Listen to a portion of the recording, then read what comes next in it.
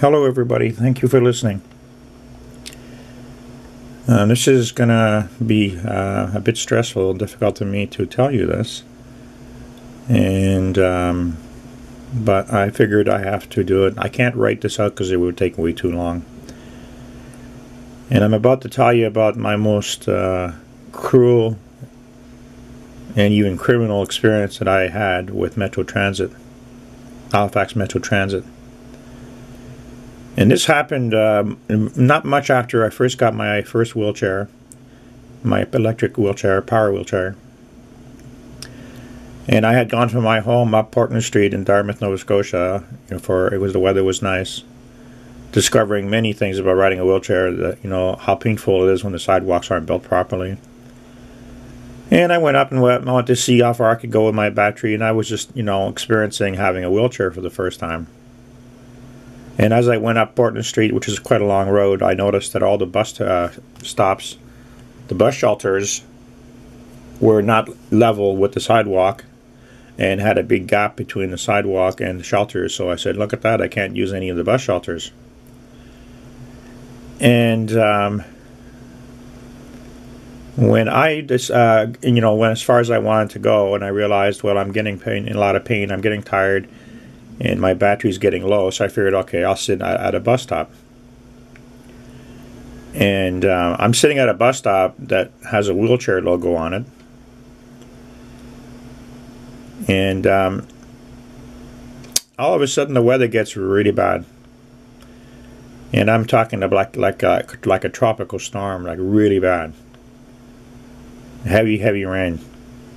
And I'm sitting on the sidewalk underneath those big transmission power lines, the big thick cables, not regular, just power, telephone and power lines. And when you're sitting right underneath power lines that are that big, even when the rain is going more gently, you get hit with great big water drops, because that's what comes off those cables. And those water drops, they hit you like nails. They're pretty heavy. And I'm sitting there on a route that has different bus routes running on, like 4 different ones, the Preston routes, there's different ones. And bear with me, because this story I'm going to tell you is going to be pretty cruel.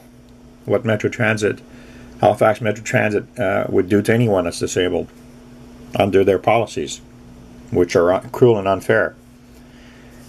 And this is the reason why I took Metro Transit to the Human Rights Commission. But I'm going to explain all this to you. This is a long story. Please bear with me, because this is a very important one to show the character of Halifax Metro Transit management and how far they'd go to cover up their cruelty and their crimes and what they've done to me since. So I sat there, and this big rainstorm comes in, and I don't have an umbrella. I don't have a rainproof outfit on. I don't have a cover to put over my controller to keep it from shorting out. And I can't back into the shelter behind me because there was a big gap there, and it was impossible for me to drive over it with the small casters I had on my chair. And I'm watching bus after bus that are all the older flyer buses that are wheelchair accessible with the tie downs in them. And I keep watching these buses going by me, and they're not stopping. And I'm sitting there in the rain for like an hour or 2 hours, just really exhausted and completely soaked. And finally a bus driver pulls over, and he opens up his doors, and he talks to me, and he says to me, "Do you know why the buses are not stopping for you?" And actually, I just realized something. Yeah. He said because I think it had to do with the bus stop that I was at that was fully accessible, but they had a rule in Metro Transit that if the bus stop didn't have a little blue logo, which I guess it didn't, I don't remember, but that doesn't matter. He also said to me that the buses that are driving by me are all buses that are not designated by Halifax Metro Transit as wheelchair accessible routes. So here I'm watching bus after bus go by in front of me that are all wheelchair accessible buses with the ramps, and they're the right old buses that I can travel on. And none of them were picking me up. But the bus stop I was at, it was accessible, and they weren't dropping their ramp. Anyway, the bus driver stops and looks at me and tells me that. And I said to him, well, why can't one of you drivers take me down the street here to the bus terminal so I can get out of this rainstorm? And he said it's against Metro Transit policy. We're not permitted to pick you up here, and we're not. This is not a designated wheelchair route. And the guy drove off. Well, when he did that, that was it for me. I couldn't believe the cruelty and the craziness and the insanity of Halifax Metro Transit and this ridiculous policy. And I couldn't believe that they would leave me sitting in the rain, soaking wet in a power wheelchair. And, you know, being an able-bodied person before and working and doing all kinds of stuff in my life, I never in my life was treated with such inhumane, inconsiderate, cruel, you know, people. I was just in shock. I just couldn't understand. You know, we have laws in a civilized society anywhere you go. You can't even abuse your pet. If there's a storm outside and you leave your dog out in the pouring rain and neighbors call, the cops will come and arrest you. And they'll charge you for cruelty to an animal. But you leave somebody sitting in a wheelchair, sitting on the street, freezing cold, soaking wet, and with no way to get home because they keep telling you that the wheelchair routes are not designated as wheelchair routes. I mean, the bus routes are not designated as wheelchair routes. And I was there for quite a long time. So there's 4 different routes. And I think it took me about an hour and a half, 2 hours before a bus finally picked me up. And I was horrified to think that, what? How could they do that to anybody? Whether I'm disabled or not. I mean, how can you do that? How can you leave anybody sitting in a power wheelchair, stranded on a sidewalk at a bus stop, and not get them out, at least down the street to the bus terminal and get them out of the rain? After that day, I couldn't believe, and this is their policy. Right? And the bus driver closed the doors and drove away when he could have got me out of the rain. Now, that was it for me.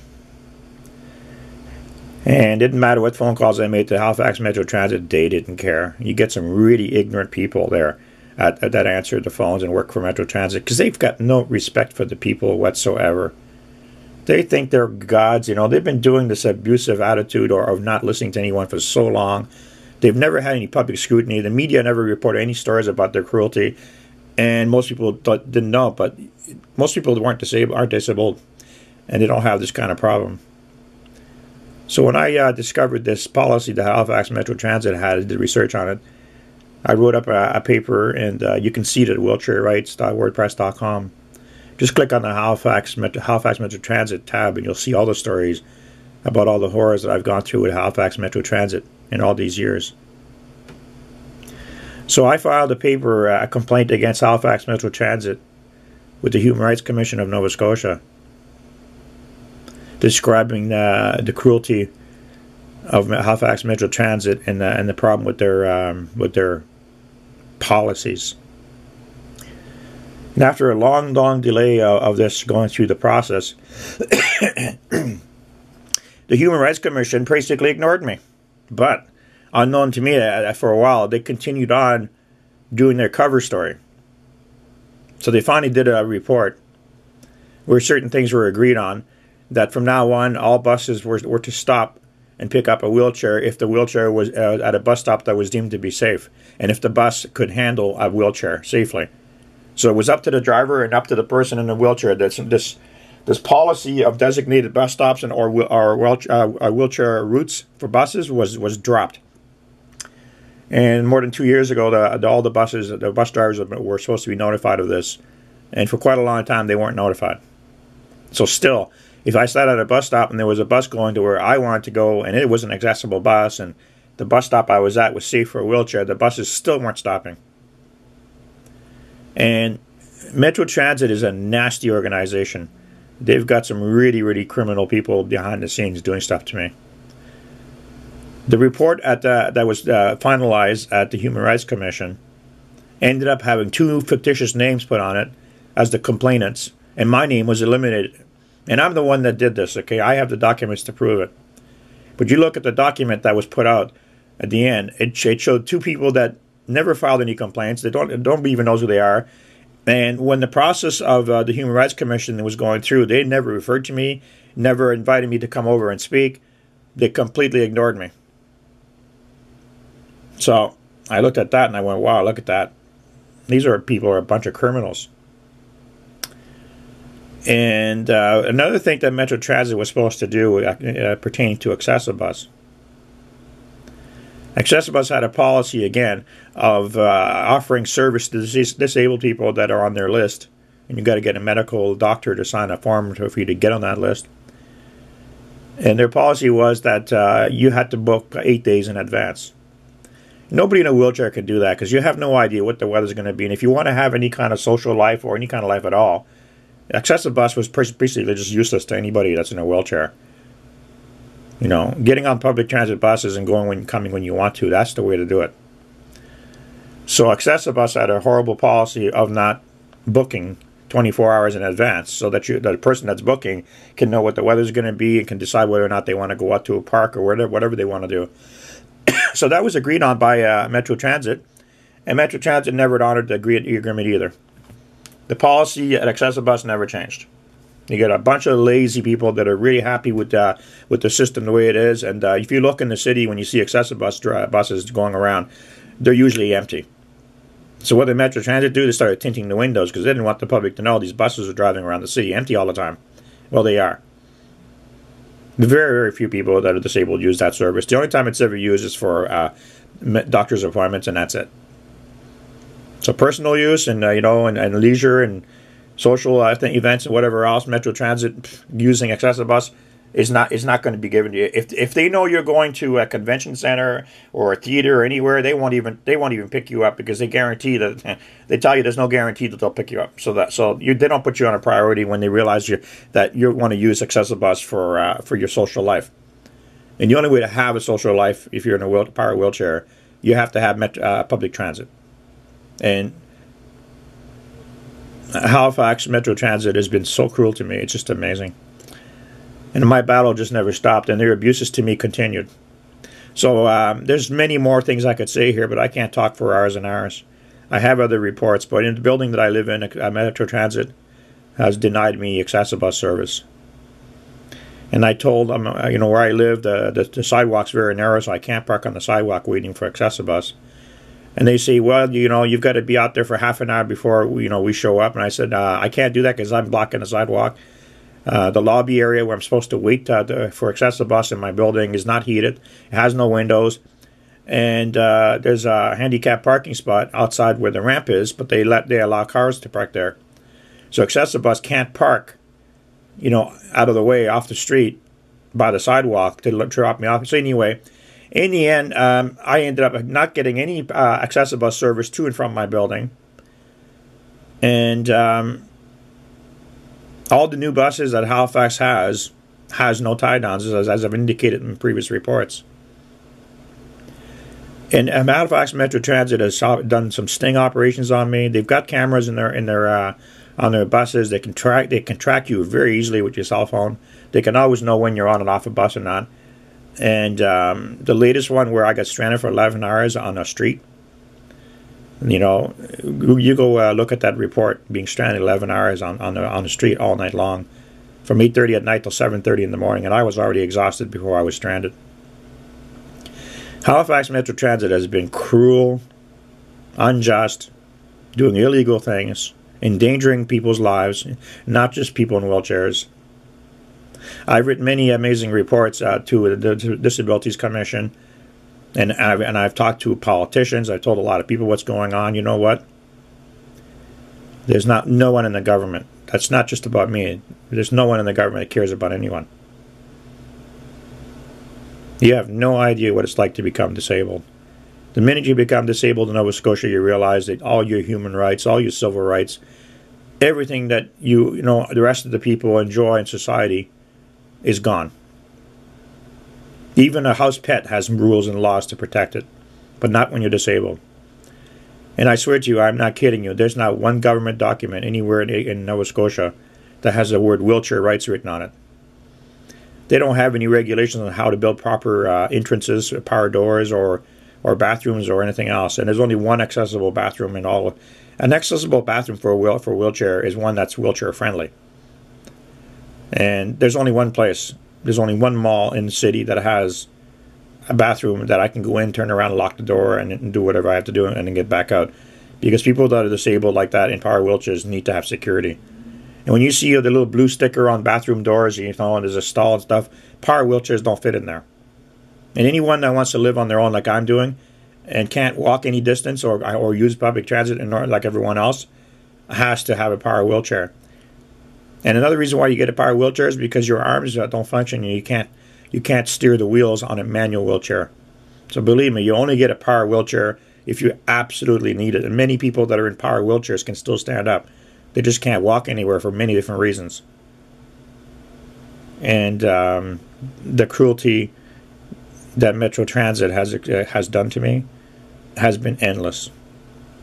Like when they left me on the bus in Halifax, Dartmouth, at the old bus terminal, and wouldn't let me off the bus. So when they built the new bus terminal, years later, they made sure that the power doors to get in and out of the terminal are not wheelchair accessible. Go look at my videos, my report about that. Go to wheelchairrights.wordpress.com and click on the page Halifax Metro Transit. You're going to see the chain of events that have been going on. And if you don't believe me, and there's a lot more, I haven't reported everything. And I barely ever use public transit. And the hassles that I have been getting in this city, in this province, like the sabotaging of my wheelchair, and now I'm being denied all wheelchair service. You know, when you're intelligent and you fight for your rights, well, the low class people that are in nice, comfortable positions in the government that can't be fired and don't give a damn. Well, when you're an intelligent person and you speak well, they're just going to attack you and treat you like crap. They have no respect for human rights or anything else. Because remember, there is no human rights for wheelchair people. None. Nothing. Nada. And go out and talk to disabled people and ask them questions. But do that randomly. Don't let anybody know you're doing it, because there's many people out there that'll give you false stories because they're getting paid to do it. They don't really care. There's so many subversive activities in our society that are funded by people, you know, with deep pockets to really undermine human rights. It is just extraordinary what I discovered, how organized it is to destroy the fabric of our society so that they can put in a control system where you have no rights. Now, you may think I'm crazy, but I'm not. You know, you can go to many of my websites and do your own research. Some people don't like it that I drive around in my wheelchair with flags on it, and one of them is a Palestinian rights flag. Free Palestine. And the Zionists, you know, the Jews that tend to control our government and a lot of things behind the scenes, well, they really take offense to me driving around the city with a Palestinian flag that everyone can see. And it's a long streamer flag that's very visible. Well, you know what? I've had serious threats to my life now on the Halifax waterfront. Ever since I put that flag on my chair, I've had people try to rip it off my chair, but they can't. So, try being a person that has opinions, that has ideas, but you know what? You know, if you have an idea about political corruption and stuff, you can blog, you can write about it, but you're not going to get attacked on the street because you can't be identified. They don't know who you are, but you're in a wheelchair like I am. Everybody say, "Yeah, the guy with the flags on his wheelchair." And that's the guy right there, yeah. I'm known as a true soldier online, truesoldier.com, or you can go to CanadianSituations.wordpress.com and go see my history. We have a really big problem in this world. There's an organization of criminals that are seriously undermining all our freedoms, all our society, and this has been going on for a very long time. So when you're an activist and you're disabled, like me, sitting in a wheelchair, wow, they really love to target me. And the only way that I can help my society to be a fair and just society, and to speak truth when I need to about the injustices in the world or in my society, is all of us have to do that. When you see someone that's being abused in your society, do you speak up? Do you help them? I haven't seen any help yet.